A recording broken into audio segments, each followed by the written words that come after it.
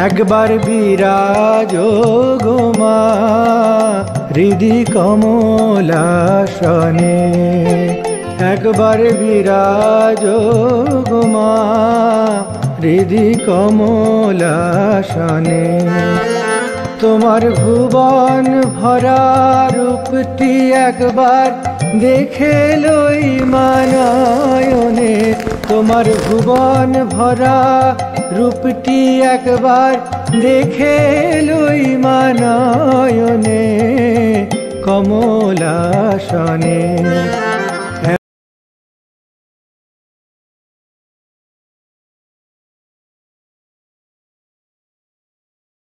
সবাইকে আমার নমস্কার। আজকে বিষয় প্রার্থনা। তো প্রার্থনা সাধারণত অনেক রকম প্রার্থনা সম্বন্ধে বলা হয়। আজকে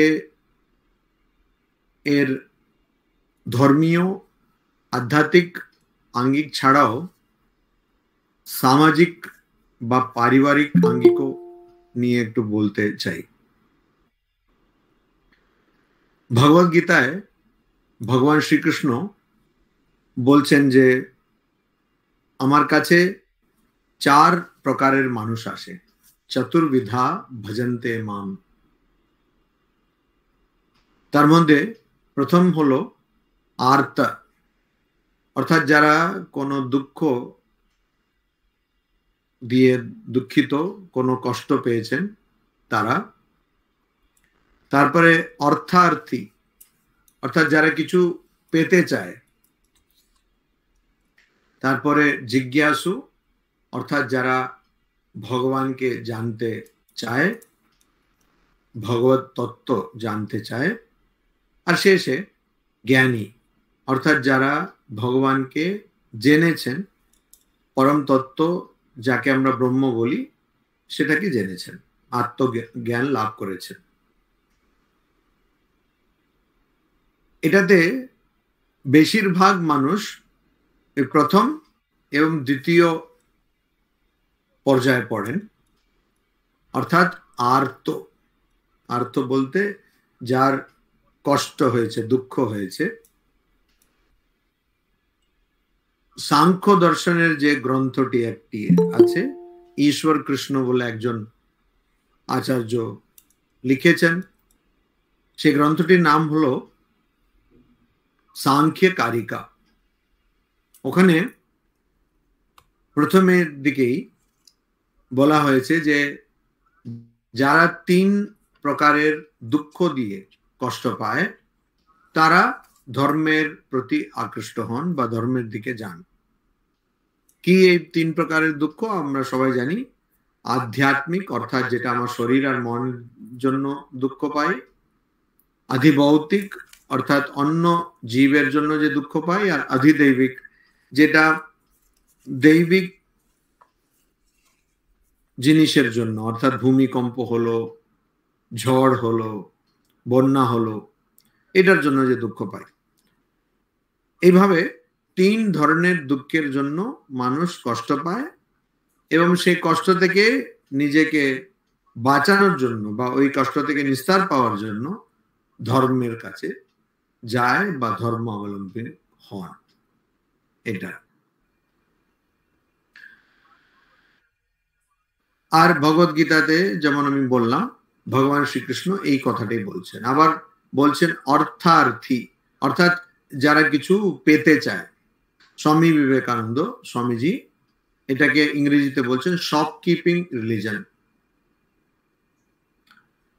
যেন ব্যাপার হচ্ছে, তুমি আমাকে এটা দাও, আমি তোমাকে এটা দেব। আর যখন আমরা কিছু পাই তারপরে আমাদের আর মনে থাকে না যে আমরা কি প্রার্থনা করেছিলাম, কি মান্নাত করেছিলাম যে ভগবানকে আমরা দেব। আর মজার কথা বা হাস্যকর ব্যাপার যে ভগবান তো আর আমাদের দেওয়া কিছু চান না, ওনার সেটার প্রয়োজন নেই। কিন্তু আমরা মনে করি যে এরকম আদান প্রদান বা এরকম নেওয়া আর দেওয়াতে আমাদের কাজ হয়ে যাবে। যেটা আমরা সাংসারিক দিক দিয়ে সবসময় অনুভব করি, সেটাই আমরা মনে করি ভগবানের ক্ষেত্রেও তাই হবে।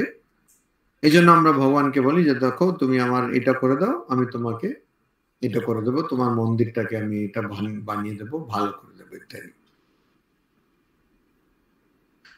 প্রথম যে আর্তের কথা বলা হচ্ছে ওটাতে আমরা খুব প্রচলিত যে দোহা কবির দাসের সেটা জানি, দুঃখ মে সুমিরন সব করে সুখ মে করে না কোয়, जो সুখ মে সুমিরন করে তো দুঃখ কাহে কো হয়। যে আমরা যখন সুখী থাকি তখন কখনো আমরা প্রার্থনা করি না,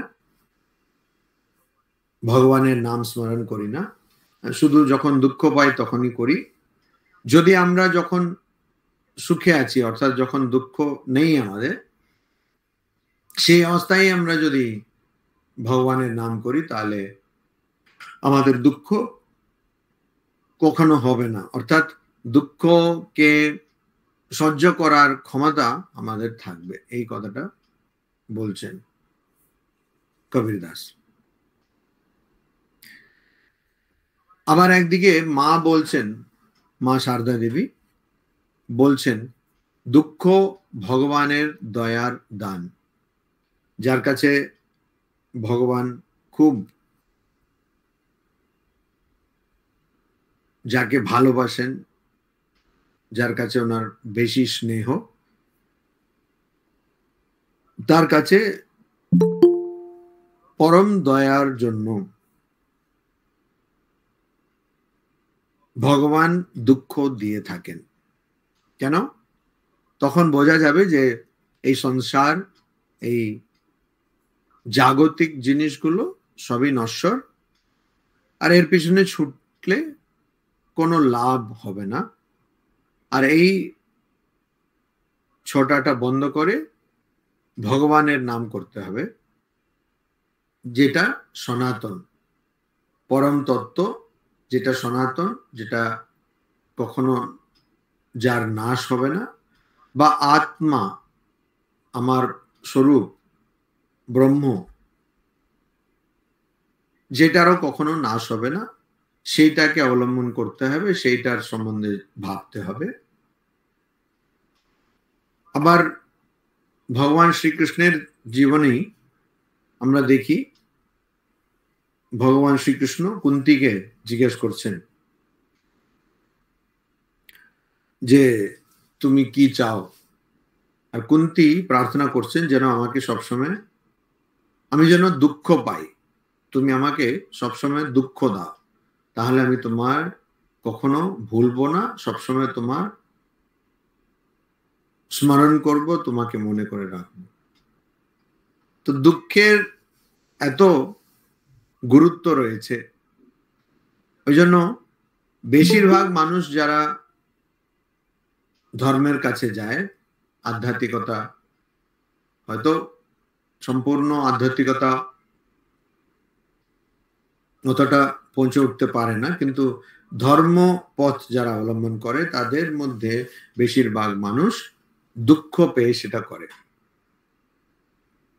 আর কিছু বছর আগে আমরা দেখলাম করোনা মহামারী, আর তখন অনেকে ভগবানের প্রার্থনা, ভগবানের চিন্তা, ভগবানের ধ্যান ইত্যাদি করেছিলেন, ওটা বেড়েই গেছিল।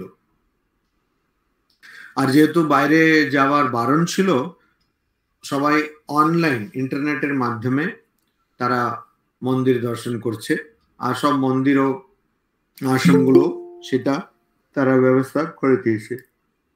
অনেকে ফেসবুকে রামকৃষ্ণ মঠ মিশনেরও অনেক শাখা কেন্দ্রের আরতি অনেক ভক্তরা ফেসবুকে দেখলো, ইউটিউবে দেখলো, আর তখন আরো একটু বেশি করে প্রার্থনা, জপ, ধ্যান ইত্যাদি যে আধ্যাত্মিক সাধন বা ধর্মীয় সাধন, সেটা আরো বেশি মানুষ করতে শুরু করলেন। আর অর্থার্থী যে যেটা কিছু চায়, এবারে এটা কোনো সম্পত্তিও হতে পারে, আবার কেউ পরীক্ষায় পাস করতে চায়, কেউ চাকরি পেতে চায়, কেউ চায় তার বিয়ে হয়ে যায়, তখনও সে ভগবানের কাছে যায়।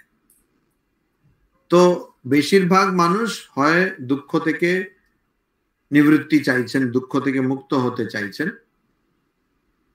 অথবা তারা কিছু পেতে চাইছেন। তৃতীয় ধরনের মানুষ তারা হচ্ছেন জিজ্ঞাসু, যারা সত্যি সত্যি ভাবে ভগবানকে জানতে চায়, তাদের মধ্যে ব্যাকুলতা রয়েছে।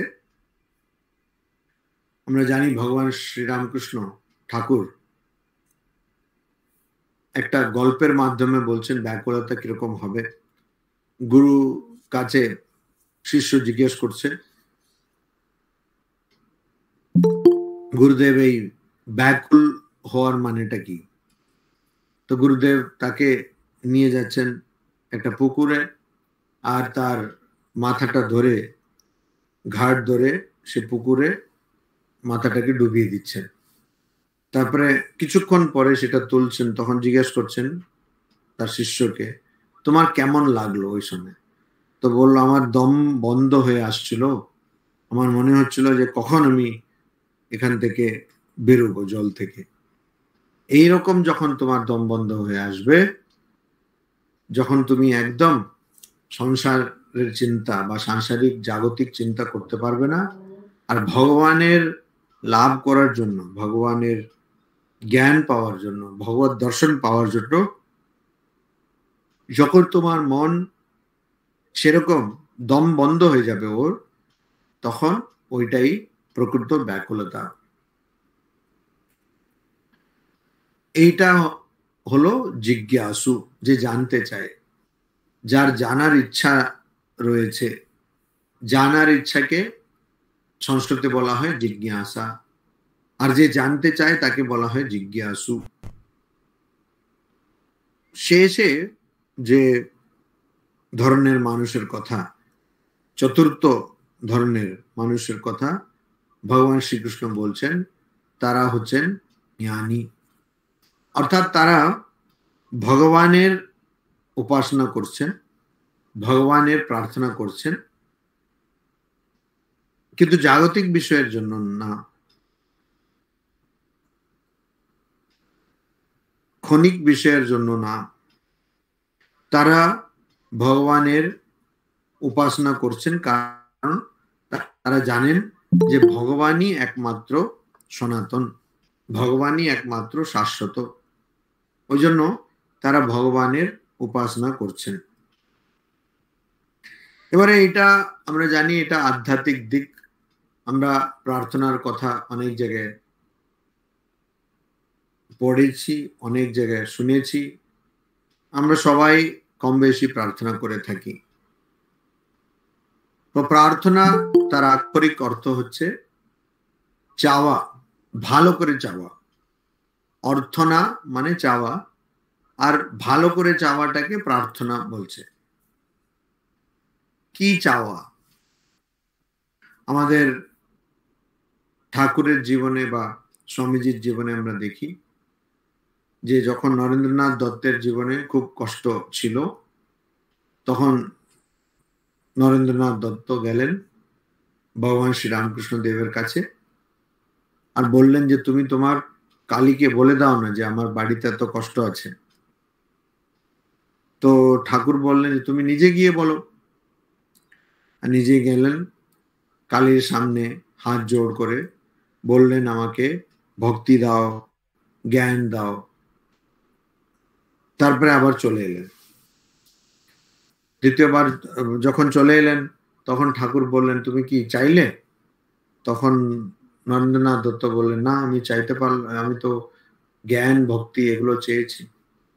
আরে ওইটা তুমি তো চাইবে যে তোমার বাড়িতে খাওয়া পড়া এগুলো যেন ঠিক মতন চলে। আবার গিয়ে জিজ্ঞেস করো। তো গিয়ে জিজ্ঞেস করেছেন, আবার বলেছেন, আমাকে ভক্তি দাও, আমাকে জ্ঞান দাও। তৃতীয়বার আবার ঠাকুর এটা জিজ্ঞেস করার পরে যে তুমি কিছু চাওনি, আবার গিয়ে চাও বলতে নরেন্দ্রনাথ দত্ত যখন পরে যিনি স্বামী বিবেকানন্দ হলেন, উনি যখন গিয়ে মায়ের সামনে, দক্ষিণেশ্বরে কালী মায়ের সামনে দাঁড়িয়ে ছিলেন, তখন ওনার খুব লজ্জা হলো যে আমি এই জগৎ জননীর কাছে কি চাইছি। ওখানে আবার উনি সেই জ্ঞান আর ভক্তি চাইলেন, বিবেক বৈরাগ্য চাইলেন, আর তারপরে চলে এলেন আর বললেন যে আমার দ্বারা এই চাওয়াটা হবে না। তখন ঠাকুর শ্রীরামকৃষ্ণদেব খুব খুশি হয়ে সারা রাত সবাইকে বললেন যে নরেন কালী মেনেছে। আর নরেন্দ্রনাথ দত্ত বললেন যে তুমি একটু প্রার্থনা করে দাও। তো ঠাকুর বললেন তোমাকে সেটা নিয়ে চিন্তা করতে হবে না, তোমার বাড়িতে মোটা ভাত আর কাপড়ের অভাব হবে না। তো প্রার্থনা ঠিক ঠিক অর্থে কিরকম করতে হবে ভগবান শ্রীরামকৃষ্ণ তারও উত্তর দিচ্ছেন। বলছেন যে লোকেরা নিজের সন্তানের জন্য, সম্পত্তির জন্য ঘটি ঘটি কান্নাকাটি করে, কিন্তু ভগবানের জন্য কে আর কান্নাকাটি করে? তো প্রার্থনা ব্যাকুলতার সহকারে, ব্যাকুলতার সঙ্গে, মানে নিজের কষ্ট, এই যে জাগতিক জীবনে আমি আটকে রয়েছি, সে কষ্টটাকে বুঝে তাকে প্রার্থনা করতে হবে। এটা হলো প্রার্থনা। প্রার্থনা হচ্ছে এটা। চোখ দিয়ে জল পড়ে ভগবানের জন্য কাঁদতে হবে, ভগবত দর্শনের জন্য কাঁদতে হবে। এটা হলো আধ্যাত্মিক দিক। আমি বলেছিলাম শুরুতেই আমি এটার একটা সামাজিক বা পারিবারিক দিকও দেখব। কয়েক দশক আগেও প্রত্যেক বাড়িতে সন্ধ্যাবেলায় প্রার্থনা করার একটা রীতি ছিল। বিশেষ করে হিন্দু বাড়িগুলোতে সন্ধ্যাবেলায় একসঙ্গে বসে প্রার্থনা করার একটা রেওয়াজ ছিল। সন্ধ্যা হয়ে গেলেই বাড়িতে ঠাকুর ঘরে বসে প্রার্থনা করা হতো। আর সে প্রার্থনা করার জন্য অনেক ভজন, কীর্তন, গান, স্তোত্র পাঠ ইত্যাদি হতো। আর বিশেষ বিশেষ উপলক্ষে, যেমন পুজোর সময়ে বা অন্যান্য পুজোগুলোর সময়ে, দুর্গাপুজোর সময়, অন্যান্য পুজোর সময়ে বিশেষ প্রার্থনা করা হতো। আর অনেক বাড়িতেই উপোস করা হতো। উপোস করে প্রার্থনা করে তারপরে ওটা ভেঙে খাওয়া হতো, ব্রতটা ভাঙা হতো, উপোসটা ভাঙা হতো।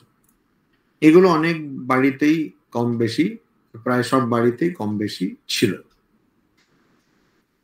কিন্তু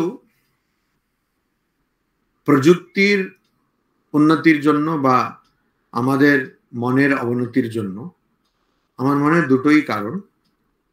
আমাদের বাড়িতে আর এখন সেরকম সারা বাড়ি জুড়ে বা বাড়ির সবাই যারা রয়েছেন তাদের সব একসঙ্গে বসে প্রার্থনা আর করা হচ্ছে না।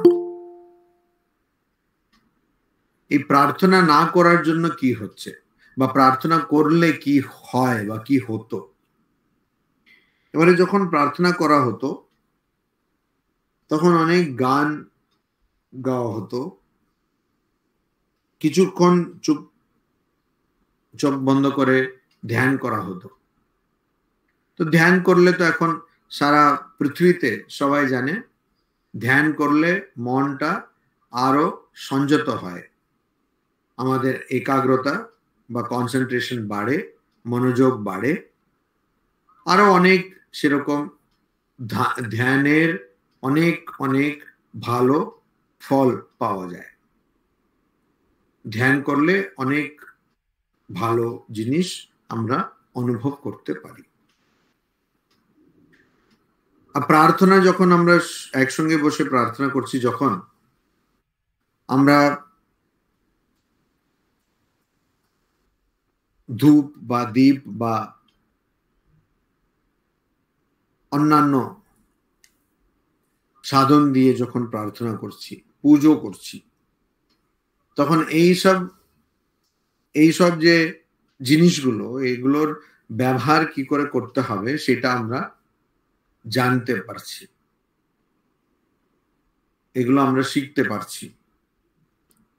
তো ওইটা একটা সংস্কৃতির ব্যাপার, যে একটা বিশেষ সাংস্কৃতিক পৃষ্ঠভূমিতে কিভাবে আমি, ধরুন ঘন্টা নাড়া, ঘন্টা কি করে বাজাবো, বা কি করে দীপ জ্বালাবো, বা কি করে ধূপ জ্বালাবো, কি করে ফুল দিয়ে পুজো করব, বা বেল পাতা তুলসী পাতা দিয়ে কি করে পুজো করব, ভোগ কি করে নিবেদন করব, ইত্যাদি কতগুলো অনুষ্ঠানের জ্ঞান আমি বাড়িতেই পাই যদি আমি প্রার্থনা আর পুজো করি নিয়মিত।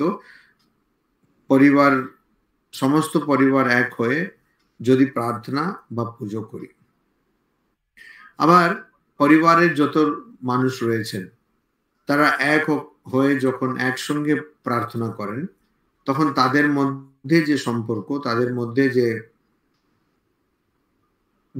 ঘনিষ্ঠতা, সেটা আরো বাড়ে। আর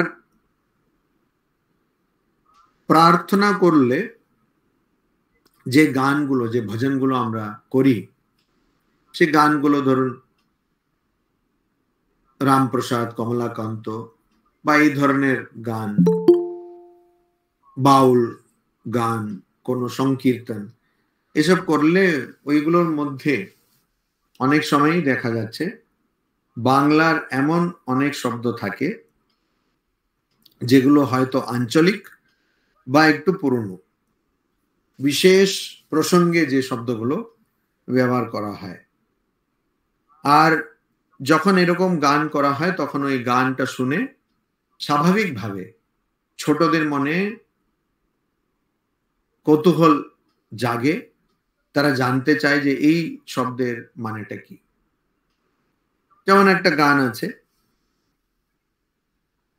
খেপার হাট বাজার মা তোদের খেপার হাট বাজার, তাতে একটা শব্দ চাকলা ছাড়া চেলা দুটো সঙ্গে অনিবার। তো এই চাকলা ছাড়া চেলা, এটা কি, চাকলা ছাড়া মানে কি? এই কথাটা সাধারণত যারা স্কুল বা কলেজে বাংলা নিয়ে পড়াশোনাও করেন তারাও চট করে বলতে পারেন না, কিন্তু ওই প্রার্থনা করার সময় বা ভজন করার সময় এই কথাটা এলে ছোটরা, তাদের স্বাভাবিক যে জিজ্ঞাসা থাকে, জিজ্ঞাসু তারা এই প্রশ্নটা তুলবেন। আর তাদের প্রশ্নের উত্তর দেওয়ার জন্য হয়তো সবাই করবে না, কিন্তু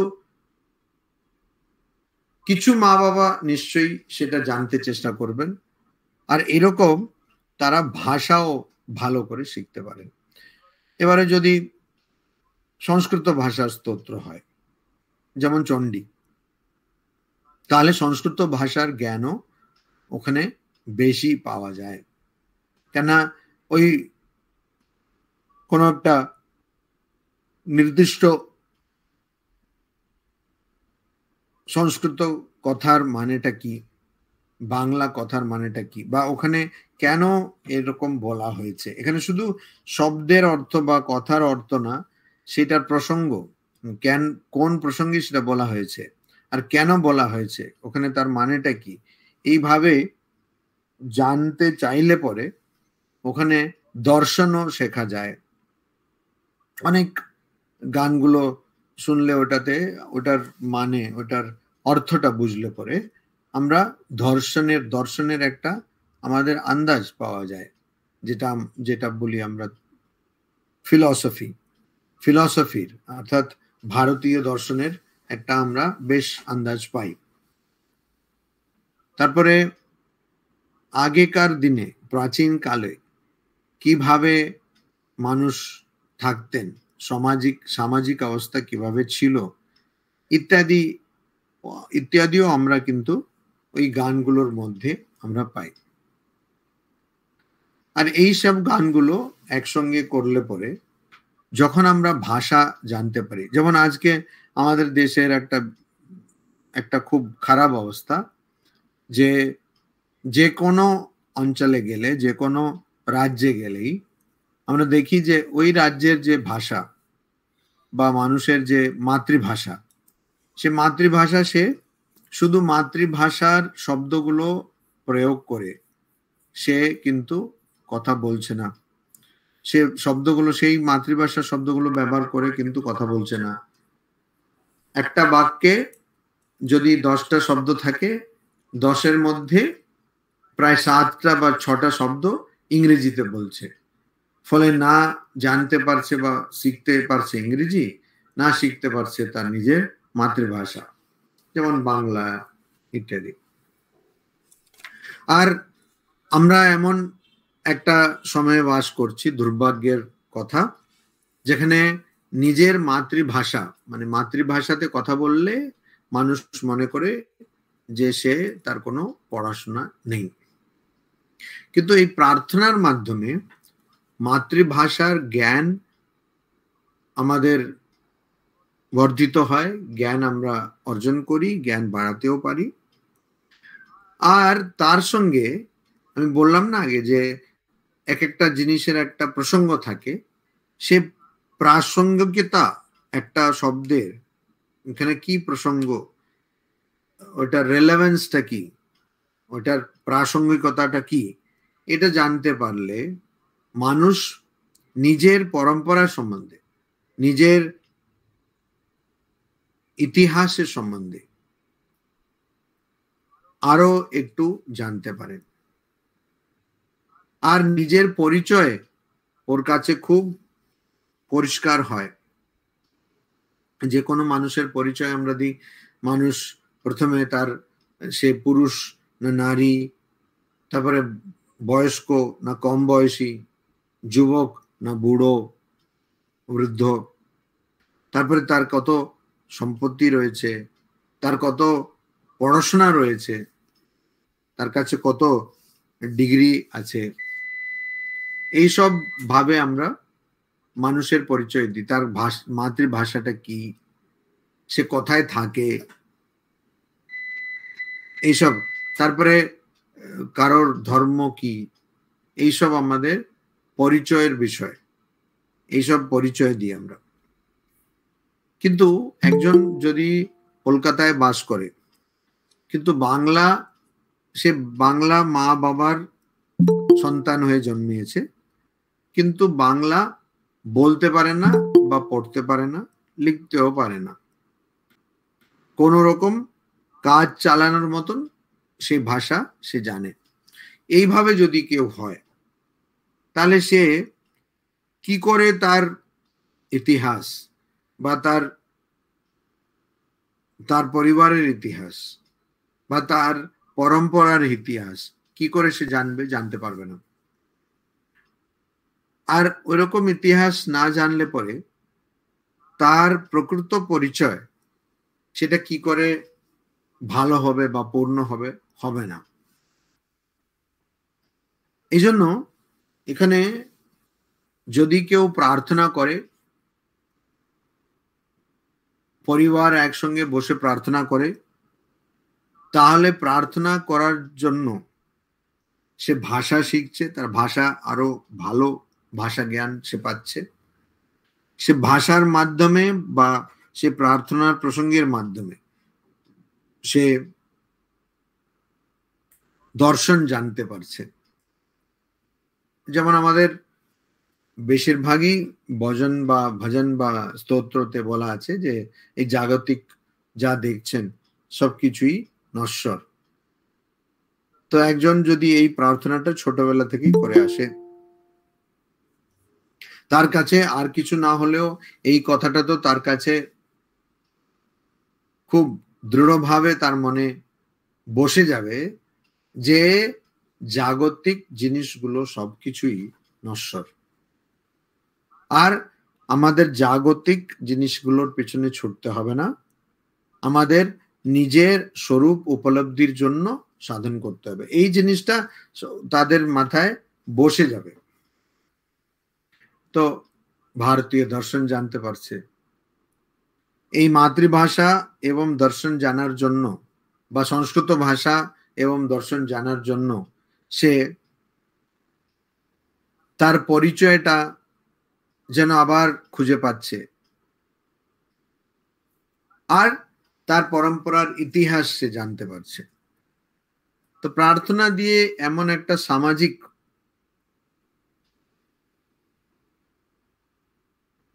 তার প্রভাব রয়েছে, সামাজিক তার গুরুত্ব রয়েছে। যেমন আমরা জানি যে ধর্মগুলো যেখানে প্রার্থনা করা জরুরি, অর্থাৎ প্রার্থনা না করলে তাকে সেই সমাজ থেকে বের করে দেওয়া হয়, তো সেই ধর্মগুলো যখন তারা প্রার্থনা করেন একসঙ্গে, হয়তো তারা মন দিয়ে প্রার্থনা করছে না, কিন্তু যেহেতু একসঙ্গে প্রার্থনা করছেন, একটা পুরো সমূহ একসঙ্গে প্রার্থনা করছে, তাদের মধ্যে যে সম্পর্ক সেটা আরো ঘনিষ্ঠ হয়, তাদের মধ্যে যে সম্পর্ক আরো গাঢ় হয়। আর তাদের মধ্যে কারোর যদি কোনো অসুবিধা হয়, দুঃখ হয়, কষ্ট হয়, অভাব হয়, অন্যরা সব সেই মানুষের সাহায্য করার জন্য ছুটে আসে। তো এটা প্রার্থনার ফল। প্রার্থনা মানুষকে এক সূত্রে বেঁধে রাখে।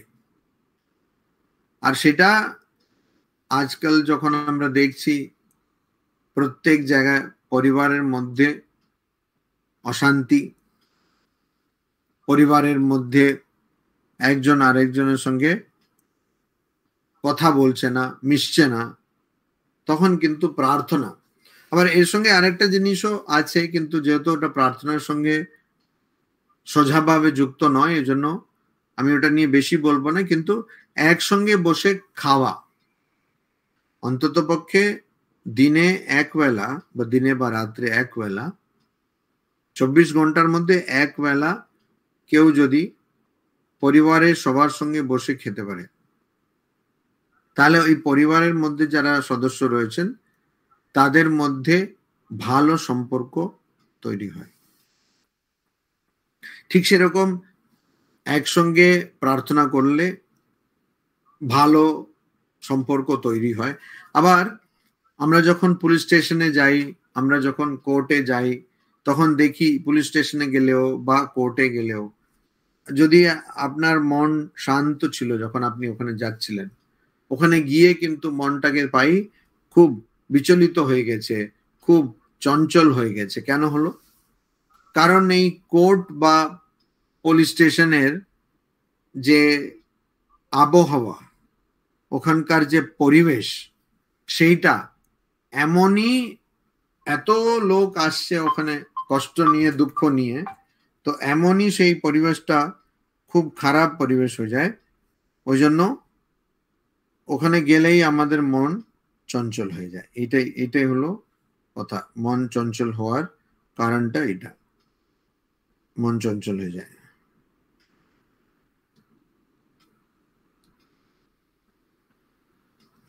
কিন্তু সেই আমরা যখন তীর্থস্থানে যাই, তখন তীর্থস্থানে আমরা পাই যে কোনো তীর্থস্থানে গেলে ওই মন্দিরে, ওখানেও হয়তো অনেক ভিড়, অনেকে আসছেন যাচ্ছেন, কিন্তু ওই মন্দিরে বসলেই মনটা খুব শান্ত হয়ে যায়। কেন ওই তীর্থস্থানে অনেকে অনেক বছর ধরে প্রার্থনা করেছেন, আর প্রার্থনা করে তারা কিছু যা চেয়েছিলেন বা তাদের মনের যা উদ্দেশ্য ছিল, সেটা আধ্যাত্মিকও হতে পারে, জাগতিকও হতে পারে, সেটা তারা পেয়েছেন। ওই জন্য ওখানে মনের মধ্যে কোনো অশান্তি হলে সেটা শান্ত হয়ে গেছে, মন বিচলিত, মন স্থির হয়ে গেছে।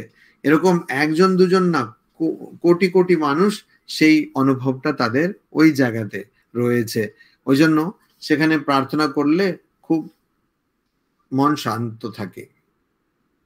তো এখানেও একসঙ্গে একজুট হয়ে অনেকে মিলে একসঙ্গে প্রার্থনা করাটা, সেটা কত আমাদের কাজ দেয়, কত সেটা দিয়ে আমরা সাহায্য পাই, সেটা এখানে খুব পরিষ্কার আমরা বুঝতে পারি। ওই জন্য যখন কোনো বিশেষ উৎসব হয়, বিশেষ অনুষ্ঠান হয়, বিশেষ পর্ব থাকে, তখন সবাই সেই মন্দিরে গিয়ে বা মন্দিরে বিশেষ পুজো থাকলে গিয়ে ওখানে তারা অংশগ্রহণ করতে চান। কারণ তখন ওই পরিবেশে প্রচুর ভক্তি, প্রচুর মনের শান্তি পাওয়া যায়।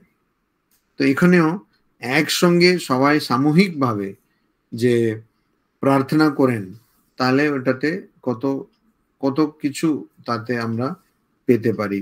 আমরা নিজের পরিচয় আমাদের আরো দৃঢ় হবে, আমাদের ইতিহাসের সম্বন্ধে আমরা জানতে পারি, আমাদের ভাষা জ্ঞান, সেটা যে কোনো ভাষারই হোক, সেটা আরো ভালো হবে। আর এইগুলোর সঙ্গে মনটা শান্ত হবে। প্রার্থনা এতই গুরুত্বপূর্ণ যে মা শারদা দেবী বলছেন যে কর্ম করলে তার ফল ভোগ করতে হবে, কিন্তু যদি প্রার্থনা করি তাহলে ওই ফলের যে তীব্রতা সেটা কমে যাবে। অর্থাৎ হয়তো আমার মাথায় চলে যাওয়ার কথা ছিল, কিন্তু মাথাতে একটু ছোট চোট লাগবে, আঘাত লাগবে, আর কিছু হবে না। অর্থাৎ প্রার্থনার মাধ্যমে আমরা যে কর্মফল ভোগ করি, আমাদের যে অনেক সুখ দুঃখ সহ্য করতে হয়, সেইটা আমাদের ওখান থেকে আমরা নিজেকে বাঁচাতে পারি। অনেক সময় ওই দুঃখ বা এমনকি সুখের মধ্যে আসক্ত হয়ে থাকা, সেইটা কমে যায়। আর প্রার্থনার মধ্যে মনস্তত্ত্বেরও অনেক কিছু রয়েছে। একজন যদি মনের চাপ কারোর থাকে বা মনের কোনো প্রকারের অসুখ থাকে, তাহলে কিন্তু প্রার্থনা করলে সেটা আমরা দেখছি, এবং সারা পৃথিবীতে অনেকে সেটা দেখেছেন। তার উপরে প্রচুর গবেষণা হয়েছে যে প্রার্থনা করলে মানুষের মন শান্ত হয়, মনের মধ্যে যে অসুবিধা অসুখ ছিল সেগুলো চলে যায়। ওই জন্য প্রার্থনা কিন্তু আমি যেমন শুরুতে বললাম, আজকাল কোনো বাড়িতেই হয়তো আছে, খুব কম বাড়িতেই একসঙ্গে বসে, বাড়িতে যারাই আছেন সব পরিবারের সব সদস্যরা একসঙ্গে বসে প্রার্থনা করবে, এই রেওয়াজটা চলে যাচ্ছে।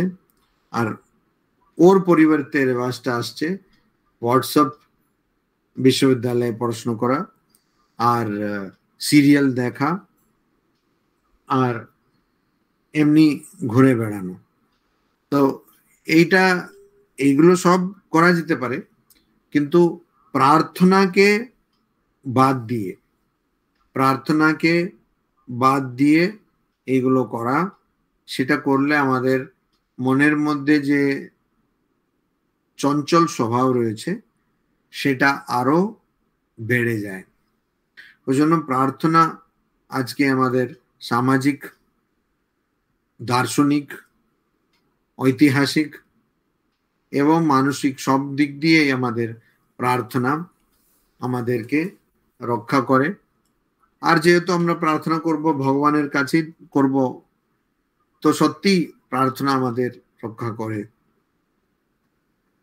প্রার্থনা করলে পরে আমাদের আর বেশি চিন্তা কিছু করতে হবে না, কারণ ভগবদ গীতাতে শ্রীকৃষ্ণ বলছেন যোগক্ষেমম ভাম্যহম, আমি যোগ অর্থাৎ যেটা তোমার কাছে নেই সেটা আমি তোমার কাছে এনে দিচ্ছি, আবার ক্ষেম যেটা তোমার কাছে আছে তার সংরক্ষণ, সেটাকে বাঁচিয়ে রাখা, সেটাও আমি করছি। অতএব প্রার্থনার যে ফল সেটা অনেক বেশি। মনের মধ্যে যত সমস্যা থাকলেও প্রার্থনা করলে সেই সমস্যাগুলো ঠিক হয়ে যায়, বা মন সেই সমস্যাগুলোকে সহ্য করতে পারে। এই জন্য প্রার্থনা প্রত্যেক বাড়িতে, আপনারা এখানে আছেন বেশিরভাগ সবাই প্রায় মায়েরা, আপনারা যেখানে থাকেন ওখানে ছোটদেরকে নিয়ে, ছোট ছাত্র ছাত্রীদের নিয়ে আপনারা প্রার্থনা, প্রত্যেক বাড়িতে প্রার্থনা করাটা ওই রেওয়াজ শুরু করবেন। শুরু করলে দেখবেন যে আপনার বাড়িতে যারা রয়েছেন, বিশেষ করে ছোটরা, তাদের স্বভাবের মধ্যে প্রচুর পরিবর্তন এসছে। তারা আরো ভালো করে তারা জিনিসগুলো বুঝতে পারছেন, বা আরো সংযত তাদের ব্যবহার। আর এই জন্য প্রার্থনা আমাদের করতে হবে। এমনকি যখন ডাক্তাররা দেখেন যে কেউ আর বাঁচবেন না, যেটাকে ইংরেজিতে বলা হয় টার্মিনালি ইল, অর্থাৎ ওটা ওদের শেষ সময়, তখন ডক্টর বলেন যে একটু প্রার্থনা করবেন।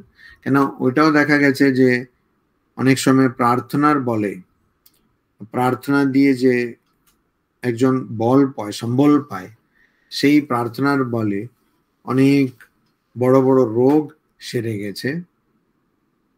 আর ভালো চিকিৎসা থাকার সত্ত্বেও ওই বিশ্বাস না থাকার জন্য অনেকের রোগ সারেনি, তাদের মৃত্যুটা হয়েছে, তাদেরকে মরে যেতে হয়েছে। কারণ যতক্ষণ না মানুষ নিজেকে ভালো মনে করবে, যতক্ষণ না মানুষ নিজেকে আমি ভালো হতে পারি এটা মনে করবে, তার মধ্যে যতক্ষণ না আত্মবিশ্বাস আসবে, ততক্ষণ কিন্তু কোনো চিকিৎসাই কাজ করবে না। ঠিক সেরকম প্রার্থনা দিয়ে যতক্ষণ না মানুষের মনের মধ্যে আমি যা চাই তাই করতে পারবো, এই ধরনের আত্মবিশ্বাস আসছে না, সে কিন্তু কোনো ভালো কাজ করতে পারবে না, বা যে কাজগুলো করছে সেটাও ভালো হবে না। এই জন্য প্রার্থনা দিয়ে সেই বিশ্বাস আসে যে আমি যা করছি সেটা ভালো হবে, বা আমার যা আমি চাই সেটা আমি ভালো করে করতে পারি। এই জন্য প্রার্থনা খুবই প্রয়োজনীয়। আজকের এই প্রসঙ্গে, অর্থাৎ আজকের যে অবস্থা, আজকে আমাদের সমাজের যে অবস্থা, বিশেষ করে ভারতবর্ষে, সেটাতে এটা আরো তার প্রাসঙ্গিকতা রয়েছে যে প্রার্থনা আজকে খুবই দরকার। তবে আমরা আমাদের পরম্পরাগুলো, আমাদের রেওয়াজগুলো, আমাদের ধর্ম বা আমাদের দর্শনকে ভালো করে জানতে পারবো। আমি ধন্যবাদ জানাচ্ছি এই শারদা নারী জাগরণ, যে আপনারা আমাকে এখানে এসে প্রার্থনা সম্বন্ধে একটু অন্যরকম হলেও কথা বলার সুযোগ দিয়েছেন। আর এই সময়ে, এইটাই তো সিরিয়াল দেখার সময়, এই সময়ে এতজন মানুষ এখানে বসে তারা এইসব আধ্যাত্মিক জিনিস, আধ্যাত্মিক জীবনযাপনের কথা শুনছেন, সেটা দেখেই মন খুব আনন্দিত হলো যে আধ্যাত্মিক জীবনের প্রতি স্পৃহা, আধ্যাত্মিক জীবনের প্রতি ইচ্ছা বা জানার ইচ্ছা, জিজ্ঞাসা এখনো অনেকের মধ্যে রয়েছে। আশা করি ভগবানের কাছে, মায়ের কাছে, স্বামীজির কাছে এবং ঠাকুর শ্রী রামকৃষ্ণ দেবের কাছে প্রার্থনা করি যে আমাদের জীবনে এই ভগবত দর্শন বা ভগবত জ্ঞান, ভগবান লাভ আমাদের জীবনে যেন, এই জীবনেই যেন হয়। ওম শান্তি শান্তি শান্তি। হরি ওম তৎসৎ। শ্রী রামকৃষ্ণার্পণমস্তু। পূজনীয় মহারাজজিকে আমাদের সশ্রদ্ধ প্রণাম নিবেদন করি। তিনি আমাদের এতক্ষণ যে আলোচ্য বিষয় প্রার্থনা, সেই প্রার্থনা সম্বন্ধে যে সমবেত ভাবে প্রার্থনার যে কত গুরুত্ব, সেই সম্বন্ধে যা তত্ত্বজ্ঞান আমাদের দিলেন তা আমরা মন্ত্রমুগ্ধের মতো শুনলাম এবং তা আমাদের জীবন পথে চলার ক্ষেত্রে পাথেয়। এখন আমাদের প্রশ্ন উত্তর পর্যায়ে চলে এসেছি। তো মহারাজজিকে যদি আপনারা কেউ প্রশ্ন করতে ইচ্ছুক হন তাহলে হ্যান্ড রেজ অপশন অথবা চ্যাট বক্সে আপনারা লিখে করতে পারেন। বলুন। জয়তী পাল। হ্যাঁ মহারাজ, প্রণাম নেবেন। ওই চাকলা ছাড়া বললেন, ওই মানে আমি বুঝতে পারলাম না, আমি জানি না ওটা কি বললেন। ওটা একটা গানের মধ্যে আছে, চাকলা ছাড়া চেলা দুটো সঙ্গে অনিবার। মানে মানেটা খুঁজে বার করুন, এটাই তো বললাম এতক্ষণ, যে প্রার্থনা করলে এগুলো সবই জানতে পারবেন। তো ইজি সলিউশন দেবো না আমি। তো হ্যাঁ, চাকলা মানে গুরু হবে তো? চাকলা মানে চাকলা মানে চোকলা, মানে অনেক সময় বাংলায় বলা হয় যে ওই খোসাকে বলে, খোসাকে চাকলা মানে খোসা। হ্যাঁ, অনেক সময় খোসা কে বলে, মানে কোনো সবজির আউটার লেয়ার খোসা হয়তো ওটা চাকলা। তো চাকলা ছাড়া চেলা মানে, তো মানেটা কি হলো? গুরু ছাড়া মহারাজ পুরো শব্দটা শুনতে চাই, পুরো লাইন গুরু ছাড়া কথা বলছেন। আরে আপনারা এই গানটা জানেন না? খ্যাপার হাট বাজার, লাইনটা বলুন তাহলে মানেটা একটু স্পষ্ট হতে পারে। খ্যাপার হাট বাজার, খ্যাপার হাট বাজার, মা তোমাদের তোমার খ্যাপার হাট বাজার, খ্যাপার হাট বাজার। ওই খেলা দুটোর সঙ্গে অনিবার, মতলব ওনার সাথে মায়ের সাথে সবসময় যারা থাকে তারা মানে বেশভূষা পরান, আমার মনে হয়েছে, তাই আমি জানি না। তো আমি যেটা বললাম যে প্রার্থনা করলে এগুলো জানতে পারা যাবে, সেটা এখন আমাকে আর বেশি বলতে হবে না, এখানে তো সামনেই আছে যে আপনারা এটা জানেন না বা এটা নিয়ে এত কথা হচ্ছে, কারণ কি? এটা করা হয় না, করলে পরে তো জানার সঙ্গে সঙ্গে হতো ওইটাই। তো এইটার মানে আপনারা পেয়ে যাবেন, কিন্তু এখানে সেটা গুরুত্বপূর্ণ না। এখানে গুরুত্বপূর্ণ হলো যে আমরা এরকম প্রার্থনার জন্য, যেমন চণ্ডী এখন পাঠ ও উচ্চারণ করা, ঠিক মতন উচ্চারণ যাতে হয়, কখন হবে? যখন আমরা চণ্ডী পাঠ করব তবে তো হবে। আর উচ্চারণ হবে তখন আমি দেখবো আচ্ছা এটার মানে কি, ওটার মানে কি। তখন আমি বই কিনবো, বইয়ে লেখা থাকবে, পড়বো। তো ওইটা হচ্ছে না, কারণ আমরা এগুলো করছি না। তো এখানে এখন চাকলা ছাড়া চেলা দুটো সঙ্গে অনিবার, এটার মানে ওটা আমি একটা উদাহরণ দিলাম, ওইরকম প্রচুর আছে। তো এখানে উদ্দেশ্য এটাই যে প্রার্থনার গুরুত্ব অনেক বেশি। আর কারোর কোনো প্রশ্ন আছে? চোকলা ছাড়া এটা কি? প্রার্থনার রেজাল্ট কতদিন পরে পাওয়া যেতে পারে? প্রার্থনার কোন স্ট্যান্ডার্ড ফরম্যাট আছে কিনা? হ্যাঁ, স্ট্যান্ডার্ড ফরম্যাটে বা নিজের মন দিয়ে করলেই। আচ্ছা, এটা প্রদীপ মন্ডল জিজ্ঞেস করছেন কতদিনে রেজাল্ট পাওয়া যেতে পারে। প্রার্থনা কোনো পরীক্ষা নয় যে আপনি রেজাল্ট পেয়ে যাবেন, বা কোনো লটারি টিকিটও নয়। তারপরে এটা স্ট্যান্ডার্ড ফরম্যাট মানে কি? ধরুন আপনাকে কেউ খুন করতে যাচ্ছে, চাকু আপনার মুখের সামনে রেখেছে, ওখানে ওকে বলবেন যে বাবা আমাকে একটু ছেড়ে দাও, তার কি স্ট্যান্ডার্ড ফরম্যাট থাকতে পারে? তো নিজে যখন জাগতিক জীবনে কষ্ট পাচ্ছেন বা যে কোনো একটা অজ্ঞানের জন্য বা মনের অন্ধকারের জন্য কষ্ট পাচ্ছেন, তখন কি স্ট্যান্ডার্ড ফরম্যাট থাকতে পারে? বাচ্চা যখন কাঁদে মাকে ডাকার জন্য, তার কি কোনো স্ট্যান্ডার্ড ফরম্যাট থাকে?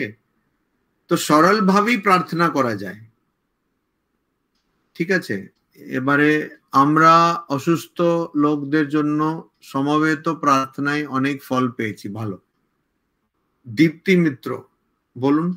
হ্যাঁ, আমি বলছিলাম আপনি একটা যে বললেন যে বাড়িতে সবাই মিলে প্রার্থনার করলে ওটা বেশি ফল সামূহিকভাবে, কিন্তু আজকাল তো ছেলে মেয়েদের কাছে পাওয়াই যায় না, বিশেষ করে এমনকি বাচ্চাদেরও আমরা কাছে পাই না।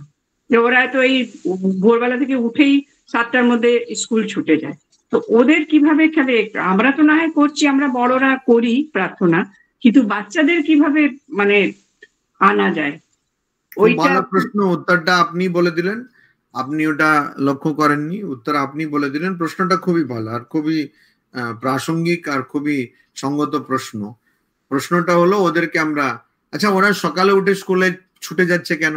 কেন আপনারা শিখিয়ে দিয়েছেন যে দেখো পড়াশোনা খুবই দরকার, কিন্তু আপনারা কি শিখিয়েছেন যে প্রার্থনাও সমানভাবে বা তার চেয়ে বেশি দরকার? শেখাননি। ওটা বলে দিলে ওরা বসবে, অবশ্যই বসবে, ওরা সময় বার করবে। বলতে হবে, মানে যখন বাচ্চাদেরকে এমন তুলে ধরা হয়েছে যেন প্রার্থনা করলেও চলে, না করলেও চলে, কিন্তু পড়াশোনার ব্যাপারে তো আমরা এরকম বলি না, বলি কি? কখনো না। তো ওরা দেখছে যে পড়াশোনা তো খুব করতে হবে, কিন্তু প্রার্থনা করলেও চলবে, না করলেও চলবে। তো এই জন্য ওরা প্রার্থনাকে অত গুরুত্ব দিচ্ছে না।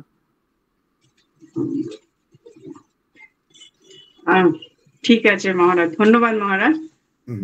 আমার আসলে আমার নাতির জন্য আমি বলছিলাম, আমাদের তো এখন নাতিকে বলার আগে আপনাকে নিজের সন্তান মানে ওই নাতির মা বাবাকে বলতে হবে।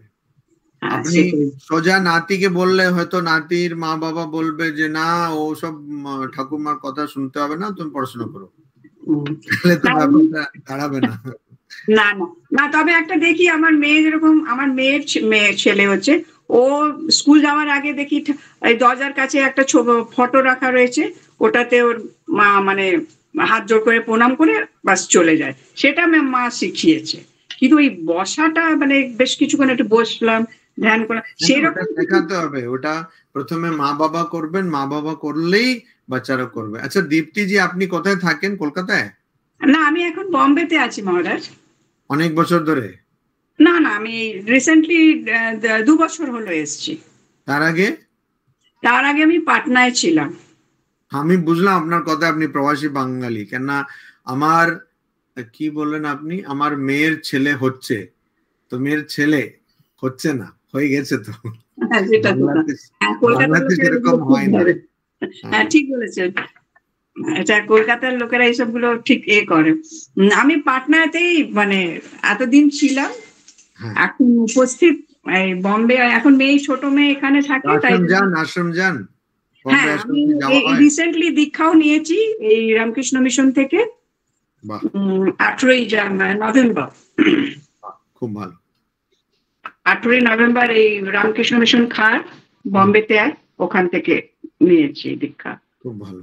আর আমার বাড়িতে সবাই, আমার হাজবেন্ড তো এখন অবশ্য উনি গত হয়েছেন 2021-এ, আমার শ্বশুর শাশুড়ি আর ওরা সবাই রামকৃষ্ণ মিশনেরই দীক্ষিত। আচ্ছা, আর কারোর প্রশ্ন আছে? মহারাজ জি প্রণাম নিবেন। নমস্কার, বলুন। পাঠচক্র হয় মেয়েদের নিয়ে, মেয়ে হয়তো পাঠচক্রে আস্তে আস্তে কোনো খারাপ পথে চলে গেল, পাঠচক্রে আস্তে আস্তে মানে পাঠচক্রে এত খারাপ পড়ানো হয় নাকি? কি মানে বুঝলাম না। না পড়ানো হয় না, কিন্তু পাঠচক্রে ওরা সবকিছু শুনছে, সবকিছু করছে, কিন্তু তবু মানে হঠাৎ শুনলাম সে একটা কোনো খারাপ কাজ করেছে। খারাপ বলতে কি করে বলতে পারেন? খারাপ কি? হ্যাঁ, খুব মানে কি বলবো, মেয়েদের ব্যাপার তো মানে একটু মানে ওই কি বলবো, চুরি টুরির দিকে চলে গেছে আর কি। ও, তাহলে চুরি হলে ওই কেন, কোন পরিস্থিতিতে পড়ে সেরকম করেছে, তো সেটা দুরকম হয়। কেউ কেউ খুব কম সংখ্যা, কিন্তু কেউ কেউ কিন্তু ওই তাদের ওই রকম অভ্যাস হয়ে যায় চুরি করা, কিন্তু কেউ কেউ অন্যরকম পরিস্থিতিতে পড়ে তারা চুরি করেন। তো সেটা দেখতে হবে, মায়ের কাছে আমাদের শিখতে হবে। মা আমজদেরও মা, শরতেরও মা। স্বামী শারদানন্দজি কথায় আমজদ সে একবার বলছে, আচ্ছা তুমি কোত্থেকে আসছো, এখন কেমন আছো? না আমি এই জেলে ছিলাম, এই আসছি। কেন, কি করেছিলে? গরুটা চুরি করেছিলাম। তো মা বলছে ঠিক আছে বসো খাও। তো ওইটা আমাদের ভালোবাসা দিয়েই কিছু করা যেতে পারে, যে তুমি যেটা করেছো সেটা ভুল, এরকম করতে নেই, এরকম বললে তো হবে না। তো ভালোবাসা দিয়ে কথা বললে তখন সে বলবে কেন সে করেছে, নিজে থেকেই বলবে। আমরা খুব বিচার করি বেশি, আমাদের অসুবিধা হচ্ছে জাজমেন্টাল হয়ে যাওয়া, আমরা সবার বিচার করি, কিন্তু বিচার তো শুধু ভগবান করতে পারে। তো এই জন্য আমাদের দরকার সবাই কথা বলবে এবং কোনো বিচার না করে তাদের কাজগুলো কি ভালো না মন্দ এটার উপরে আমরা বিচার না করে আমরা তাদেরকে ভালোবেসে শুনবো আর মায়ের কাছে আমরা মায়ের চরণে আমরা নিবেদন করব যে এরকম আছে তো মা আপনি দেখুন। তো আমাদের ভালোবেসে শুনতে হয় সবার কথা। তো তারপরে আমরা যেটাকে মনে করি এটা খারাপ এটা ভালো ইত্যাদি সেরকম বিচার না করে শুনতে হবে, এটা খুব প্রয়োজন আজকে। আচ্ছা, তাপসী মিত্র বলুন কি বলতে চাইছেন? প্রণাম মহারাজ জি, আমি অমিতেশ বলো। হ্যাঁ মহারাজ জি, যেমন আমি রোজ প্রার্থনা করি, রোজ সন্ধ্যে দিই আর মনোসংযোগ করি ঠাকুরের সামনে, আর আমি মানে যে পড়াশোনাতে প্র্যাকটিস করি আর মানে বই পড়ি প্র্যাকটিস করি এটাও। কিন্তু পরীক্ষার সময় না আমার মানে ছোট ছোট জিনিস আমার মানে ভুলে যায়, মানে পুরো একটা ম্যাথে কোশ্চেন করলাম লাস্ট স্টেপে আমার ভুলে গেল, না তো আমি আনসার লিখছি আমার মানে এক দুটো ওয়ার্ড আমার ছুটে গেলে ওটাতে মার্কস কেটে যায়, না তো এক দুটো সেন্টেন্স আমার লেখা ছিল ওটাতে মানে কেটে যায়, মানে মার্কস কেটে যায়, না তো বলে কি এটা ইনকমপ্লিট আছে। আমি একটা মনোসংযোগ দিয়ে করার পরেও মানে হয় না, তো এটা কি করে ঠিক করতে পারবো? ভয়ের জন্য প্রার্থনা এর সঙ্গে শরণাপন্ন হতে হবে, মানে শরণাগতিও হতে হবে। তো বলি কি ঠাকুর আপনি মানে সাহায্য করে দিন, আপনি মানে সাহায্য করে দিন বললেই তো হবে না, তখন ভয় করা চলবে না। যখন তুমি ঠাকুরকে বলেছো যে সাহায্য করে দিন, তাহলে ভয় পাচ্ছ কেন? তো ভয় পেলে কি হয়, ভয়, রাগ আর ওই দুশ্চিন্তা, অ্যাংজাইটি, তখন কি হয় আমাদের মগজে মানে আমাদের ব্রেইনে অদ্ভুত রকমের কিছু অ্যাসিড বা হারমোন বেরিয়ে আসে।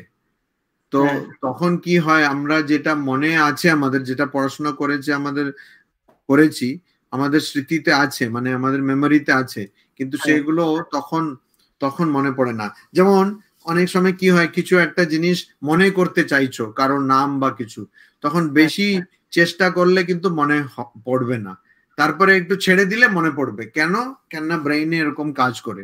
তো এই জন্য আমাদের ভগবানের কাছে প্রার্থনা করে, ভগবানের চরণে সেটা অর্পণ করে আমাদের চুপচাপ থাকতে হবে, কোনো টেনশন বা কোনো দুশ্চিন্তা বা ভয় করতে নেই। তখন দেখবে তুমি যা পড়েছো সবকিছু তোমার ঠিক সেরকমই মনে আছে। আচ্ছা ঠিক আছে, মানে এত টেনশন অ্যাংজাইটি করা উচিত না, মানে বিশ্বাস করা উচিত কি ঠাকুরকে যখন প্রার্থনা করেছি তো হয়ে যাবে, ব্যাস। ঠিক আছে, প্রণাম মহারাজ জি, আর ধন্যবাদ। তুহিনা। প্রণাম মহারাজ, বলছি যে ছোটদের কিভাবে কি প্রার্থনা, মানে একদম ছোট বাচ্চা তাদের কিরকম ভাবে কি প্রার্থনা শেখাবো বা করাবো সেটা? মানে সেটা ঠাকুরের নাম তো করতেই পারে, হাত তালি দিয়ে, যেমন ঠাকুর শ্রীরামকৃষ্ণ দেব বলছেন হাত তালি দিয়ে ঠাকুরের নাম রাম রাম কৃষ্ণ কৃষ্ণ, এটা তো করতেই পারে। এগুলোর জন্য কি ছোট বাচ্চা মানে স্কুলে যায়, এই ইউকেজি এমনি পড়ে, তো কিছু স্তোত্র তো করতেই পারে। তো ইউকেজি যে বাচ্চা পড়ছে সে তো সব স্তোত্রই করতে পারে, স্তোত্রগুলো পড়ে ঠাকুরের সামনে দাঁড়িয়ে, কিন্তু রাত্রিবেলা যেটা প্রার্থনা সমবেত ভাবে বললেন সেটা মানে ওকে কিরকম ভাবে কি প্রার্থনা করা আপনারা করছেন কি, আপনি করছেন কি রাত্রে প্রার্থনা? হ্যাঁ মহারাজ সেটাই। না আপনি কি করছেন? হ্যাঁ মহারাজ করি। তো ওকেও বসিয়ে নেবেন পাশে, তাহলে তো হয়ে গেল। আসলে যারা বড় তারাই অনেক সময় প্রার্থনা করেন না, তো করলে পরে আপনি সবসময় ওকে নিয়ে এসে পাশে বসিয়ে দেবেন আর প্রার্থনা করবেন, তখনই দেখবেন ও প্রার্থনা করছে। হ্যালো। হ্যাঁ মহারাজ, হ্যাঁ শুনতে পাচ্ছি। হ্যাঁ তো এটাই করতে হবে আর কি, আমাদের ভালো দৃষ্টান্ত দিয়েই আমাদের সবকিছু করা যেতে পারে। তো আপনি ওকে পাশে বসিয়ে প্রার্থনা করলেন, সে ছোট বাচ্চাও তো মানে তার বয়স এত ছোট, সে সবকিছু শুনে নেবে, সবকিছু একদম আপনাকে দেখে সে শিখে নেবে। ঠিক আছে? হ্যাঁ মহারাজ, প্রণাম। সোমাজি বলুন।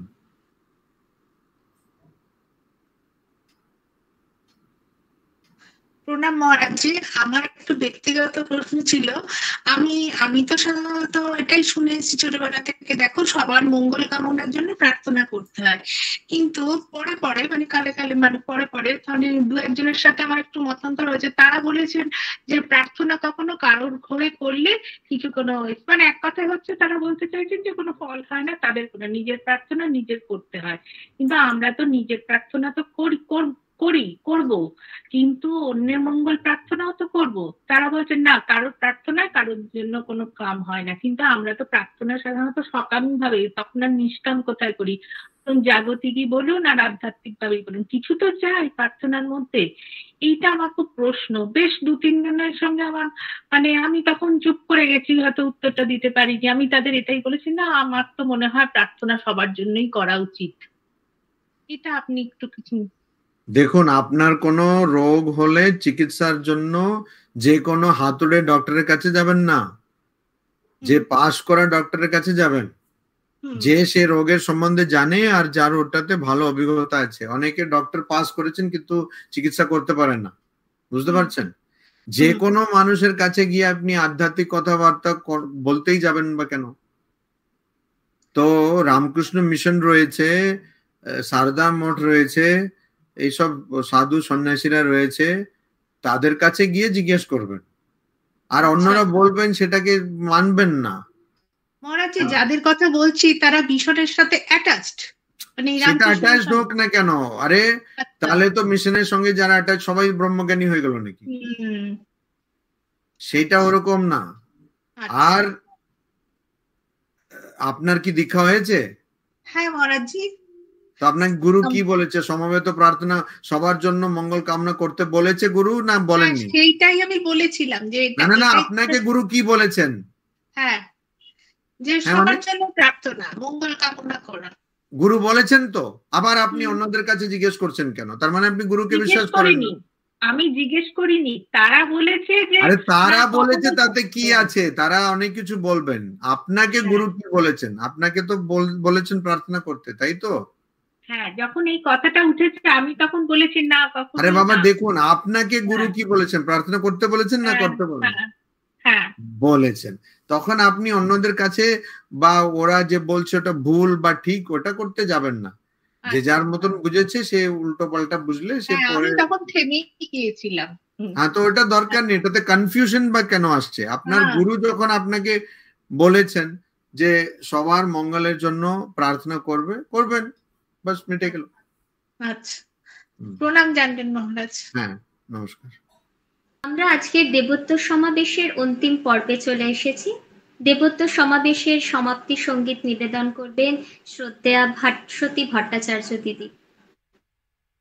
ঠাকুরমা স্বামীজির চরণে আপনি প্রণতি জানাই নরসিংহানন্দ মহারাজজিকে, আর ভক্তদের জানাই আমার প্রণাম এবং যথাযথ স্থানে ভালোবাসা। কতদিনে হবে সে প্রেম সঞ্চার, কতদিনে হবে সে প্রেম সঞ্চার, হয়ে পূর্ণ কাম বলবো হরি নাম, নয়নে বহিবে প্রেময় শ্রুধার, কতদিনে হবে সে প্রেম সঞ্চার, কবে হবে মোর শুদ্ধ প্রাণ মন, কবে যাব আমি প্রেমের বৃন্দাবন, কবে হবে মোর শুদ্ধ প্রাণ মন, কবে যাব আমি প্রেমের বৃন্দাবন, সংসার বন্ধন হইবে মোচন, জ্ঞানাঞ্জনে যাবে লোচন আধার, কত দিনে হবে সে প্রেম সঞ্চার, কবে পরশমণি করি পরশন, লোহময় দেহ হইবে কাঞ্চন, হরিময় বিশ্ব করিব দর্শন, লুটাইব ভক্তি পথে অনিবার, কত দিনে হবে সে প্রেম সঞ্চার, কবে যাবে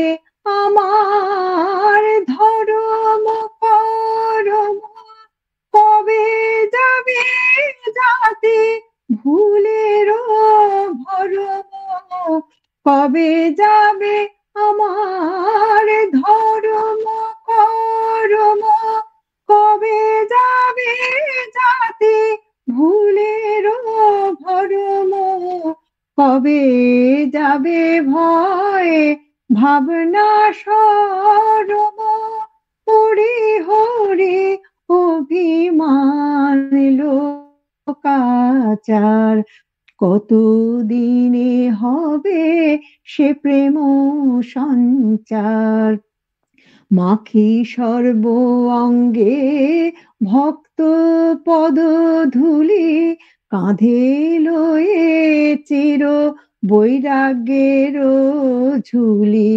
মাখি সর্ব অঙ্গে ভক্ত পদ ধুলি, কাঁধে লয়ে চির বৈরাগ্যের ঝুলি, পিব প্রেম বাড়ি দুই হাতে তুলি, অঞ্জলি অঞ্জলি প্রেম যমুনার, প্রেমে পাগল হয়ে হাসিব কাঁদিব, সচ্চিদানন্দ সাগরে ভাসিব, প্রেমে পাগল হয়ে হাসিব কাঁদিব, সচ্চিদানন্দ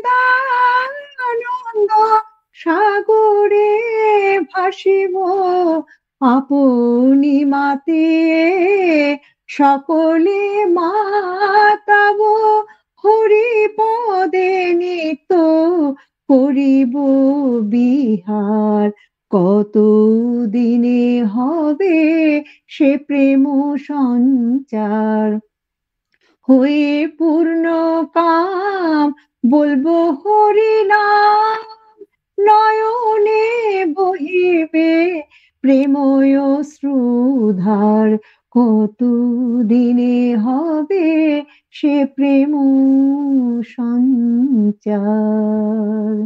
জয় ঠাকুর, জয় মা, জয় স্বামীজি। প্রণাম সকলকে। মহারাজ, আপনি আমার সশ্রদ্ধ প্রণাম নেবেন। আপনার প্রসঙ্গ খুব ভালো গান করেছেন, খুব ভালো। জয় মা, জয় মা, জয়।